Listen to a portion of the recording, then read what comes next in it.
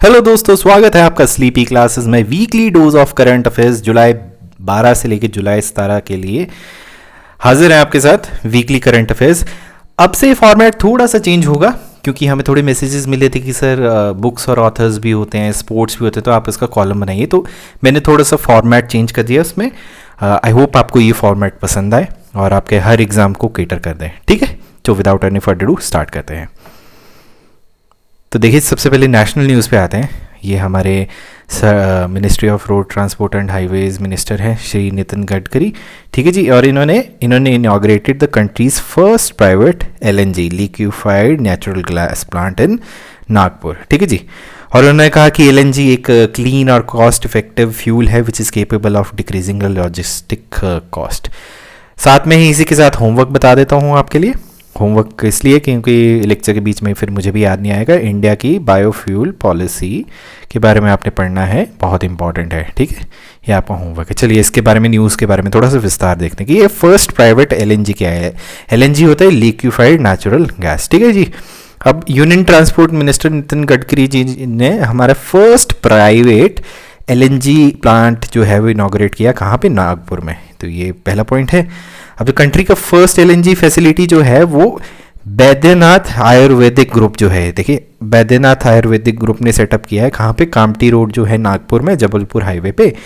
और मिस्टर गडकरी जी ने ये भी इन्फॉर्म किया कि सेंट्रल गवर्नमेंट जो है वो ethanol, electric, CNG, LNG gas को एक अल्टरनेटिव कन्वेंशनल फ्यूल भी सोच रही है।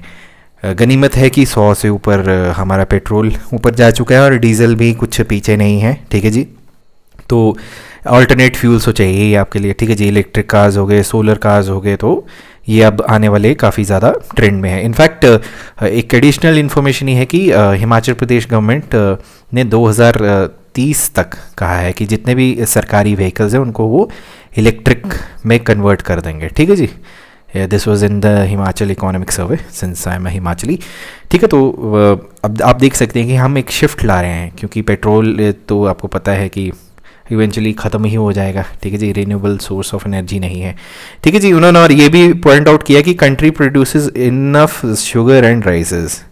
ठीक है जी, अब देखिए एथेनॉल होता है क्या है बेसिकली? ये होता है एक काइंड ऑफ लिकर ही बोल सकते हैं इसको, लिकर ही बोल सकते हैं।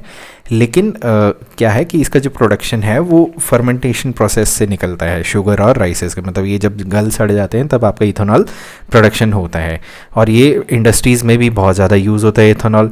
बताइए कि लिकर्स जो होती हैं हमारे जो कि कंज्यूमेबल हैं उसमें कौन सा इथेनॉल यूज़ होता है कि कुछ और यूज़ होता है? तो कमेंट सेक्शन में बताइए। ठीक है जी, शुगर और राइस का है और ये इसका इन्होंने कहा है कि इसकी सरप्लस रहती है तो ऐसे प्रोडक्ट्स को बायोफ्यूल के लिए यूज़ भी किया जा सकता है। अच्छी बात है, किया भी जाना चाहिए। मतलब कि खाने के लिए तो हमारे पास पता नहीं फुलफिल हो नहीं पाता है, लेकिन फ्यूल के लिए यूज़ करना है तो क्या ही कह सकते हैं। एनीवे, अब इन्होंने ये भी कहा है कि experiments were carried out to produce bio ethanol. ठीक है जी, फ्रॉम दीज एग्रीकल्चर प्रोडक्ट्स।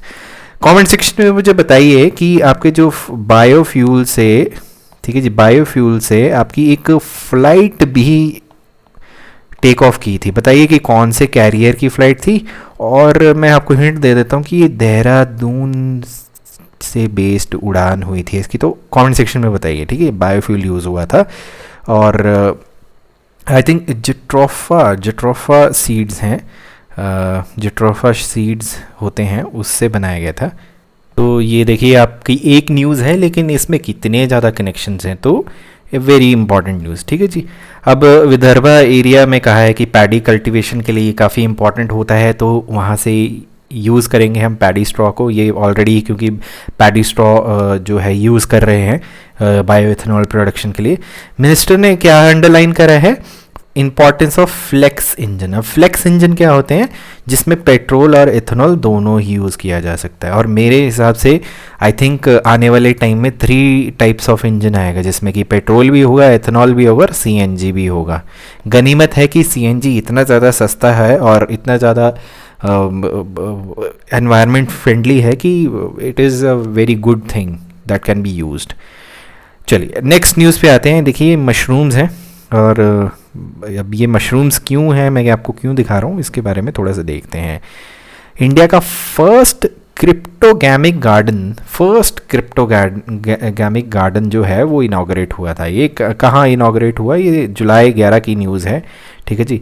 और उत्तराखंड के देहरादून डिस्ट्रिक्ट में फर्स्ट क्रिप्टोगैमिक गार्डन जो है ये इनाग्रेट हुआ। अब ये गार्डन जो है अपने ही टाइप में एक प्रकार से है, ठीक है जी। और ये एक प्लेथोरा है। प्लेथोरा किस चीज़ है, क्रिप्टोगैम स्पीशीज़ का। अब आगे देखेंगे कि क्रिप्टोगैम स्पीशीज़ होते क्या हैं, लेकिन उससे पहले ये है कि ये जो गार्डन है ये देओबान जो है देहरादून में, वो एक रिसर्च सर्कल में बनाया गया है। और इसकी हाइट जो है वो इम्पॉर्टेंट है, 2700 मीटर इसकी हाइट है, मतलब कि एलिवेशन पे है। और 3 एकड़ में जो है ये बसा हुआ है, ठीक है। अब जैसे देखिए क्रिप्टोग्राम जो हैं बेसिकली, अब मैं फिर से हिमाचल पे आऊँगा। पहले अभी ऊपर वाले में भी मैंने हिमाचल के बारे में करा था। हमारे यहाँ पे ना एक मशरूम्स होते हैं, ठीक है जी। वो मशरूम का नाम है गुच्छी। वो इतनी महंगी सब्जी है और मोदी जी की फेवरेट सब्जी है। वो अराउंड 40,000 रुपीज़ केजी बनती है। और यहाँ की धाम जो होती है स्पेशलिटी, उसमें ये बनाते हैं। मतलब कि ऐसा माना जाता है कि मटन बनाया है किसी धाम में तो रिच लोग हैं, लेकिन अगर गुच्छी सब्जी बनाई है तो मतलब बहुत ही हाई क्लास की कोई धाम है, ठीक है। तो आपका जो मशरूम है ये भी गुच्छी जो है ये भी एक क्रिप्टोगैम में ही आता है, ठीक है जी। अभी देखिए क्रिप्टोगैम जो है एक ओल्डेस्ट ग्रुप है किसका, प्लांट स्पीशीज़ का। और ये जुरासिक एज से मतलब कि है, ऑलरेडी एग्जिस्ट करता है, तो इतना पुराना है। अब क्रिप्टोग्राम स्पीशीज़ जो हैं वो होते क्या हैं, ये कोई भी सीड या फ्लावर नहीं करते हैं, ठीक है जी, प्रोड्यूस नहीं करते हैं। और ये नॉन सीड बेयरिंग प्लांट्स होते हैं, ठीक है जी, जिसमें आपकी एल्गी आती है, ब्रायोफाइट्स आते हैं, लाइकेंस आते हैं, फर्न्स आते हैं, फंगाइज आते हैं, ठीक है जी। तो ये आपके आ गए क्रिप्टोगैमिक स्पीशीज़।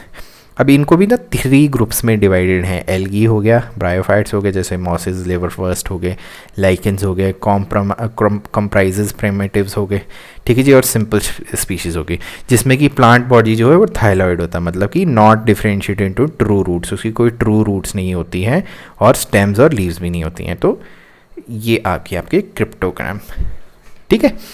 चलिए अब आते हैं नेक्स्ट न्यूज़ पे। ये देखिए इंडियाज़ फर्स्ट ग्रेन एटीएम। आपने देखा वाटर एटीएम तो आपको पता ही होगा, ग्रेन एटीएम जो है ये गुरुग्राम में सेटअप हुआ है, फर्स्ट ग्रेन एटीएम। अब इसके बारे में थोड़ा जानते हैं, ठीक है। फर्स्ट कंट्री का फर्स्ट ग्रीन एटीएम कहाँ पे, एक पायलट प्रोजेक्ट है गुरुग्राम हरियाणा में है, ठीक है जी, गुड़गांव भी बोलते हैं, यहाँ पे बना है। और ये ऑटोमेटिक मशीन है जो कि बैंक एटीएम की तरह ही काम करती है। तो अब आपको समझ गए होंगे ग्रेन्स ही इसकी निकलती होंगी। और ये मशीन जो है ये किसके अंतर्गत हुआ है, वर्ल्ड फूड प्रोग्राम किसका है, यूनाइटेड नेशंस का है। और इसको automated multi commodity grain dispensing machine के नाम से भी जाना जाता है, ठीक है जी। अब 3 टाइप की ग्रेन्स हैं जो कि निकल के आते हैं, वीट, राइस और मिलेट्स। फिलहाल जो इसकी है वो वीट ही डिस्ट्रीब्यूशन होती है, जो कि कहाँ पे, फारूक नगर में स्टार्ट हुई है। तो ये हमारा ग्रेन एटीएम के बारे में है, ठीक है दोस्तों। अब आते हैं स्पोर्ट्स पे। स्पोर्ट्स में क्या क्या चल रहा है, ठीक है। इस वीक स्पोर्ट्स में क्या हुआ है, देखिए खेलो इंडिया तो मतलब वन ऑफ द फेवरेट्स हैं। खेलो इंडिया तो मतलब कोविड के टाइम से, मतलब अगर कोविड-19 के टाइम में 2020 में अगर आप देखेंगे तो बहुत ज़्यादा, मतलब कि बहुत ही ज़्यादा चर्चा में रहा है। देखिए खेलो इंडिया का क्या हुआ है कि हरियाणा गवर्नमेंट ने कंडक्ट कराना था, ठीक है जी।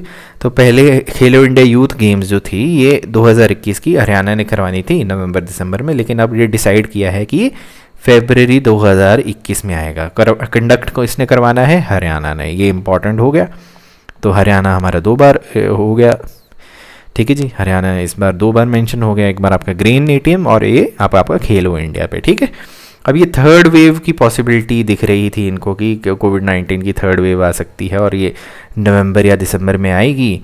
तो इसलिए हमने, मतलब हरियाणा ने डिसाइड किया कि चलो फरवरी 2022 में करेंगे। अब स्टेट गवर्नमेंट ने क्या अनाउंस किया है कि ये, अब देखिए इसमें एक और चीज़ भी है कि 4th एडिशन है ये खेलो इंडिया का, ठीक है जी। और ये कहाँ कहाँ होगी, पंचकुला, अम्बाला, शाहबाद, ठीक है जी, और दिल्ली और चंडीगढ़, ठीक है जी। ये कहाँ से, कब से, कौन सी, ये जो नवंबर 21 और दिसंबर 5 से तब होनी थी, और इसमें मतलब अंडर 18 की कैटेगरी के गेम्स होने थे, जो कि अब आपकी फेब 2022 में हो गई है। ठीक है जी। और गवर्नमेंट ने ये भी अनाउंस किया था कि जो ब्रिक्स गेम 2021 हैं वो भी खेलो इंडिया के साथ साथ ही होंगे। तो ये देखिए एक इम्पॉर्टेंट आ गया कि आपसे पूछते हैं कि ब्रिक्स गेम्स 2021 कहाँ होने हैं, तो आपको पता है इंडिया में होने हैं।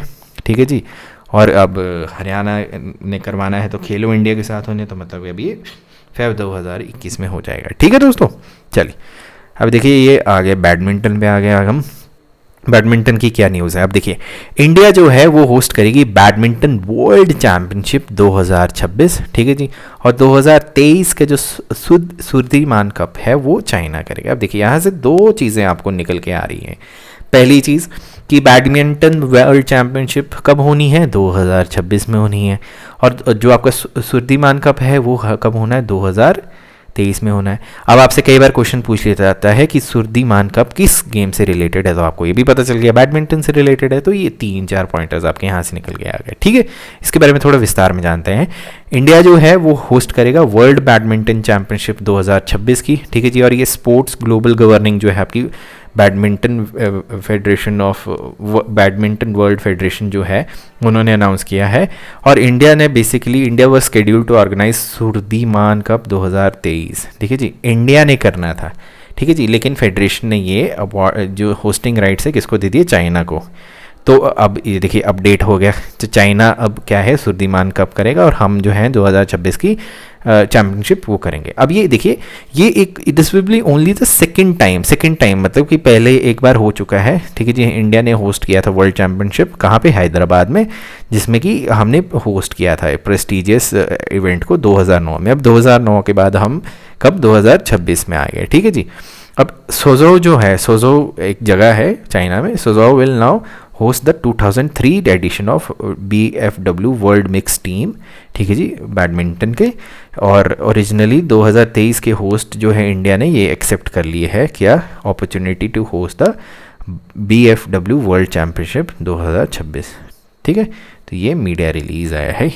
चलिए नेक्स्ट आते हैं, अब देखिए सॉरी नेक्स्ट अब आते हैं हम, देखिए AR रहमान साहब हैं हमारे। अब आप बोलेंगे स्पोर्ट्स सेक्शन में कहाँ घुसा दिया सर आपने। देखिए AR Rahman and Ananya Birla have joined hands for Hindustani way. अब बोलेंगे सर ये क्या है हिंदुस्तानी वे, इसके बारे में जानते हैं। AR रहमान और अनन्या बिरला जो हैं वो टोक्यो ओलंपिक्स के लिए चीयर सॉन्ग बनाया है हिंदुस्तानी वे। तो इंपॉर्टेंट हो जाता है क्योंकि टोक्यो ओलंपिक्स से रिलेटेड है। अब इसके बारे में थोड़ा सा जानते हैं। अब सिंगर अनन्या बिरला ने टीम अप किया है किसके साथ, AR रहमान के लिए। और ये चीयर सॉन्ग का नाम है हिंदुस्तानी वे। ये टोक्यो ओलंपिक्स के लिए है। सॉन्ग जो है अनन्या मैडम ने गाया है और कंपोज रहमान साहब ने करा हुआ है। ठीक है जी। और जो वीडियो है सॉन्ग की वो उसमें 1996 से लेके अभी तक जो भी हुआ है, ठीक है जी, उसमें वो चीयर करते हैं इंडियन स्पोर्ट्स पर्सनैलिटी को अक्रॉस डिफरेंट ओलंपिक सीजन्स। ठीक है जी। अब मैंने इसको देखा नहीं है, मैं देखना चाहूँगा एंड आई रियली होप कि इसमें मिल्खा सिंह जी के बारे में भी मेंशन किया होगा, rest in peace his soul. Okay, अब वीडियो जो है वो उसमें आपके आर्काइवल फुटेज है, कहाँ से, एटलांटा 1996, एथेंस, बीजिंग, लंदन, रियो। तो ये आपको मिल गए हमारे जो हैं ओलंपिक्स के बारे में, कौन कौन सी ईयर में, 96, 2004, 2008, 2012, 2006। ठीक है जी। और इसमें एक्सक्लूसिव ट्रेनिंग फुटेज भी दी हुई हैं ईयर्स की, किसकी, कंटिजेंट की, कि किस तरीके से ट्रेन कर रहे हैं। और देखिए आजकल रेडियो में मैं क्योंकि विविध भारती का बहुत बड़ा शौक़ रखता हूँ, मेरे घर पे विविध भारती चलता रहता है, और उसमें भी देखा है कि हमारे प्रधानमंत्री ने भी बोला है कि हम कोई भी ऐसी बात ना करें, या मतलब कि हमारे स्पोर्ट्स पर्सन का मनोबल ना घटाएं। तो अगर आप अपने इंस्टाग्राम, ट्विटर, फेसबुक पे कहीं पे भी हैं तो आप भी हमारे स्पोर्ट्स पर्सन का मनोबल बढ़ा सकते हैं और ख़ुद का भी मनोबल बढ़ा सकते हैं। चलिए अब आते हैं बुक्स एंड ऑथर्स पे। ठीक है जी। तो ये देखिए करीना कपूर खान जी की बुक काफ़ी कंट्रोवर्सी में आ गई हुई है, FIR वगैरह भी हो गई है। तो मैं जब भी इसको लेक्चर को बना रहा था तब मुझे पता नहीं था, बट अभी थोड़ी सी FIR हो गई है। मैं एनीवे अभी इसके बारे में थोड़े से जानते हैं। अब करीना कपूर खान की प्रेगनेंसी बाइबल, अब ये बाइबल वर्ड पे थोड़ा सा कंट्रोवर्सी आ गया हुआ है। ठीक है जी। प्रेगनेंसी बाइबल एक बुक का नाम है। अब इन्होंने अपनी न्यू बुक जो है वो टाइटल दिया हुआ है प्रेगनेंसी बाइबल, और क्या एक्टर ने क्या कहा है, इसको थर्ड चाइल्ड बोला है इस बुक को। और इसमें उन्होंने अपने एक्सपीरियंस शेयर करे हुए हैं कि what she had to go through during the pregnancy. तो ये है हमारी करीना कपूर खान्स की प्रेगनेंसी बाइबल। चलिए अब आते हैं, ये देखिए, हेनरी किसिंगर और the rise of China, a new cold war. अब ये एक बुक है, ये संजय बारू और राहुल शर्मा जी ने एडिटेड की हुई है। अब संजय बारू तो आपको पता ही है, एक्सीडेंटल प्राइम मिनिस्टर, जिसकी एक बहुत अच्छी मूवी भी आई हुई है, तो ये इम्पॉर्टेंट हो जाती है। संजय बारू जी की बुक है तो इंपॉर्टेंट हो जाती है। इसके मैंने देखते हैं कि a new cold war, Henry Kissinger and rise of China जो है वो क्या है, ये आपकी जो बुक है ये कलेक्शन है किसकी, एक क्रिटिकल एसेज दिए हुए किसमें, जिसमें कि इम्पैक्ट, कॉन्सिक्वेंसेज और लेगेसी दी हुई है किसकी, then US national security adviser Henry Kissinger secret visit to China in 1971। ठीक है जी, उसके बारे में दिया, and how it shape the world. तो हमारे जितने भी हिस्ट्री एंथुसियास्ट हैं जो कि मेरे साथ जुड़े हुए हैं इस लेक्चर के साथ, आप इस बुक को बाय भी कर सकते हैं, किंडल पे भी ले सकते हैं, और दैट्स ऑल। चलिए, तो इसी के साथ आज के जो करंट अफेयर्स हैं हमारे पूरे वीकली वो ख़त्म हुए हैं। ठीक है जी, बताइए कि आपको ये फॉर्मेट कैसा लगा, ठीक है, कमेंट सेक्शन में बताइए। और आई होप कि आप सब अपना ख्याल रख रहे हैं, अपना ख्याल रखते रहिए, और मैं चलता हूँ, टेक केयर, बाय बाय।